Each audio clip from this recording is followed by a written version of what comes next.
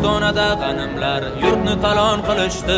Qo'rqoq xonlar yovga kulib poyu patak o'rnida sabri to'lib toshgan xalqim va qo'zg'alon qilishdi. O'sha zolim xonlar yovning qanotida turdi-da, yordam so'rab bog' podshoning tovonlarini o'pgan-u, Po'latxon xalqim uchun deb isyon aylagan ekan.